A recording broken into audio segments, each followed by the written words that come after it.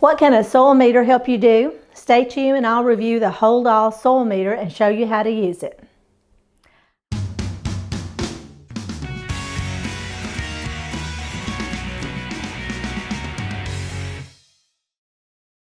Hi, this is Kerry from Garden Rudiments. Thank you for watching, and I hope you'll subscribe to this channel and hit the bell to receive notifications when I upload more content.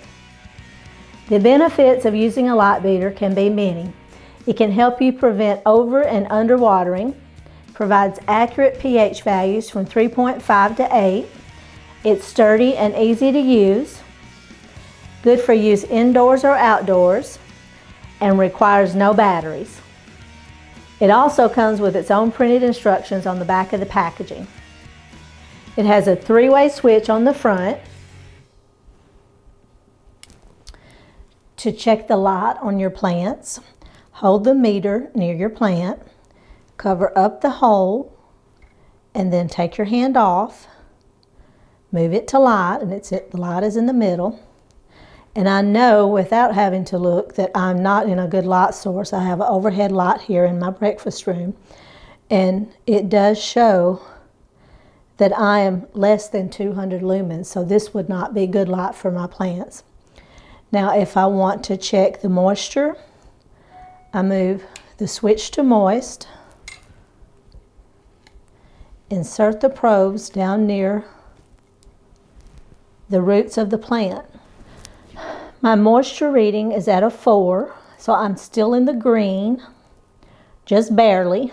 I'm about to go over into the red, which is at 3.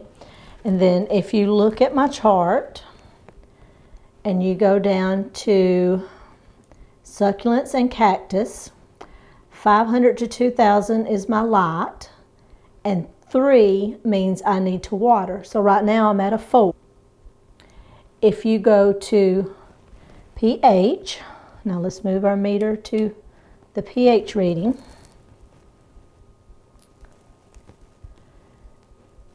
And I am at 7.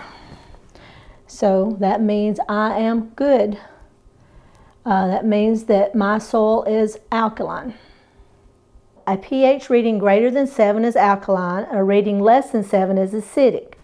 Most indoor plants prefer a slightly acidic soil between 6.5 and 7. If they're too alkaline, the leaves will lose their color and stunt the growth of the plant. Too acidic, the plants will lose their leaves and wilt and drop.